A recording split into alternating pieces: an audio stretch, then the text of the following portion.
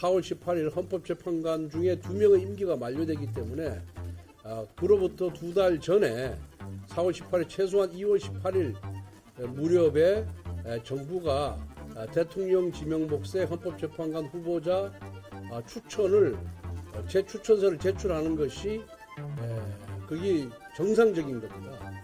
그런데 아마 최상목 권한대행이나 지금의 한덕수 대행은 지금 대통령에 대한 탄핵 심판이 진행 중이고 8명의 재판관으로 탄핵 심판이 조만간에 이루어질 것이다라는 판단 하에서 그 4월 18일 임기 만료되는 2명의 헌법재판관 후임에 대해서 임명 요청을 하지 않은 것으로 저는 추측을 하고 있습니다.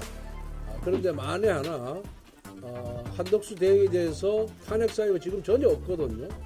전혀 없음에도 불구하고 민주당이 정치적인 이유로 또다시 탄핵에 돌입한다 그런다면 어떻게 대처할 것인가에 대해서는 우리 정부와 여당이 협의해서 결론을 내리도록 하겠습니다.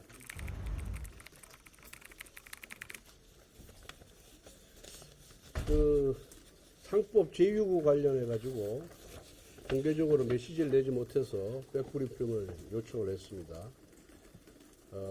글로벌 관세 태풍 속에서 지금은 시장 안정성은 높이고 불확실성은 줄여야 할 때입니다. 하지만 민주당은 지난 13일 여야 합의 없이 상법 개정안을 강행 철회하며 경제 혼란을 키웠습니다. 불합리한 쪼개기 상장, 물적 분할은 반드시 개선되어야 합니다. 그래서 여당과 정부는 소수주주 보호를 위한 자본시장법 개정을 추진해왔고 주주는 물론 경제계로부터 많은 지지를 받아왔습니다. 그럼에도 이재명 대표는 100만 중소기업과 비상장 기업까지 모두 영향을 받는 상법 개정안을 밀어붙였습니다. 이는 메스가 필요한 수술에 도끼를 휘두른 격입니다. 그 결과 비상장사들까지 무한 소송과 경영권 방어에 내몰릴 것이며 결과적으로 주주를 보호하기는커녕 시장 전체의 손실로 이어질 우려가 있습니다.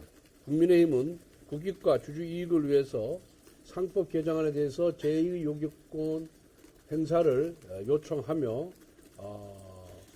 만약 그 요청을 정부에서 제2 요격권을 행사해서 부결될 경우에는 자본시장법 개정을 통해서 소수 주주들을 더욱더 두텁게 보호하도록 하겠습니다.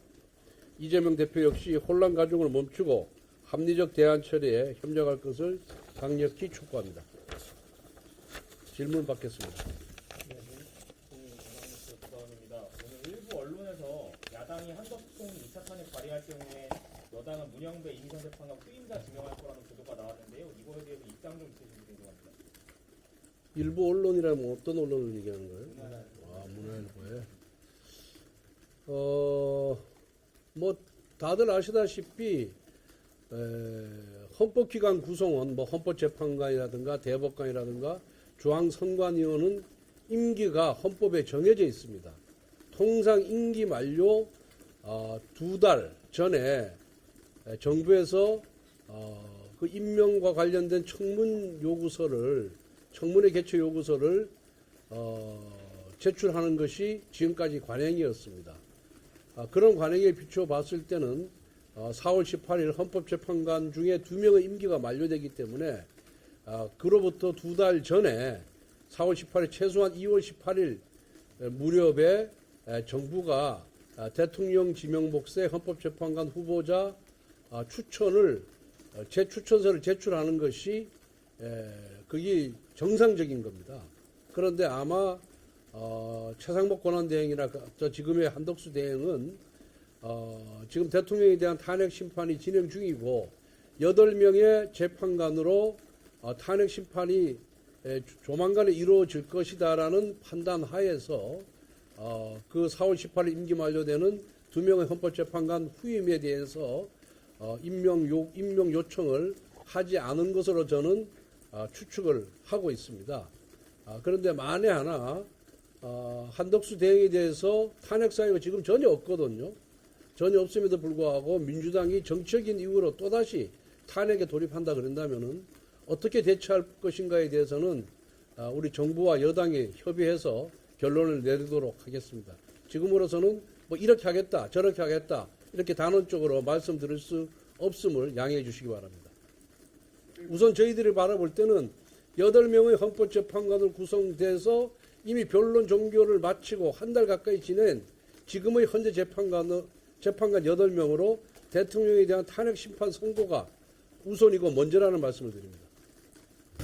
그럼 야권에서 권한대행이 헌재 후보자 지명하지 못하게 하는 법안 추진하는데 이건 그거는 그야말로 대통령의 헌법기관 구성권을 침해하는 거죠. 명백한 위헌적인 법률입니다. 그거는 민주당이 자신들이 원하는 대로 헌법기관을 구성하려고 하는 책동이고 이거는 헌법 유린이라고 생각합니다. 한덕수 대행이 후임 재판관을 임명할 수 있다고 보시는지 지금 8명 중에 4월 18일 2명이 임기 만료로 퇴임하게 되면은 6명밖에 남지 않습니다.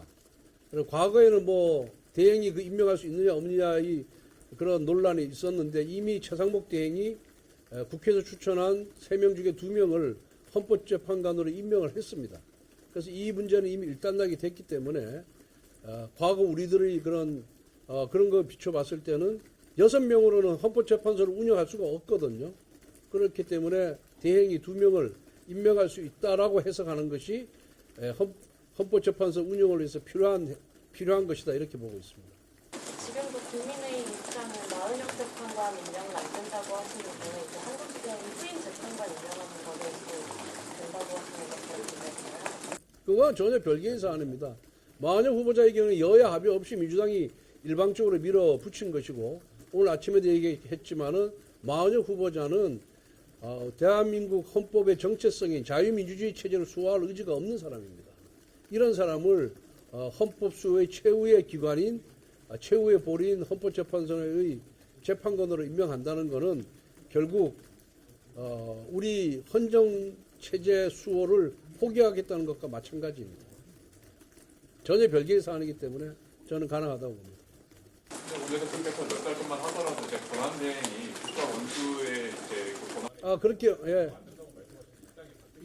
입장이 바뀔 수밖에 없는 게 저는 그때 3명 다 임명하면 안 된다. 국회가 추천한 3명 다 임명하면 안 된다. 권한대행이 권한이 없다라고 주장을 한 것은 맞습니다만은 이미 최상목 대행이 그중에 2명을 임명해서 헌법재판소가 운영이 되고 있고 가동되고 있기 때문에 이미 거기에 대해서는 이 대행이 헌법재판관을 임명할 수 있다는 부분에 있어서는 컨센서스가 이루어졌다고 보는 것이 맞기 때문에 지금 그와 같은 주장을 하는 겁니다.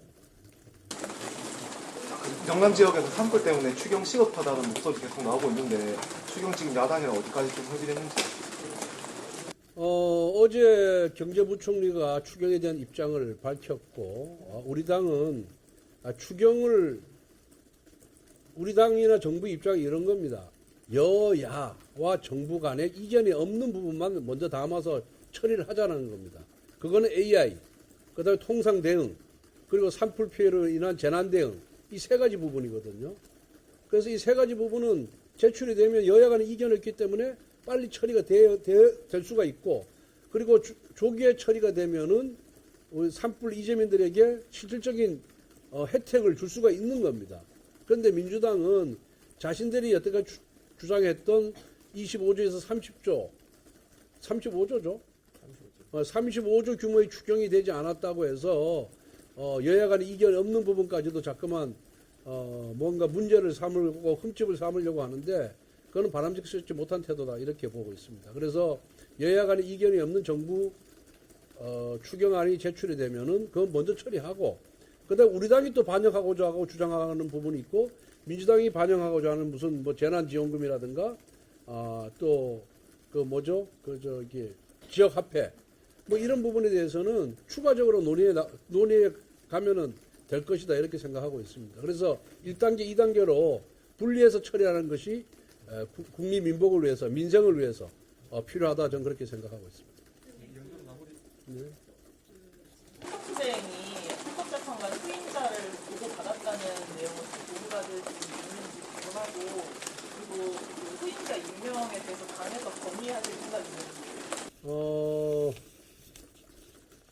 그 한덕수 대행이나 총리실과는 이 지금 4월 18일 임기 만료되는 후임 재판관에 대해서 서로 논의를 한 적이 전혀 없습니다. 그렇기 때문에 뭐 후보가 누군지도 모르고 그런 말 자체는 논의한 적이 없고요. 당이 정부에 요구를 할 것이냐 말 것이냐 문제는 조금 더 이 탄핵 심판과 관련된 민주당의 태도를 보고 결정을 하도록 그렇게 하겠습니다. 예. 네, 감사하겠습니다.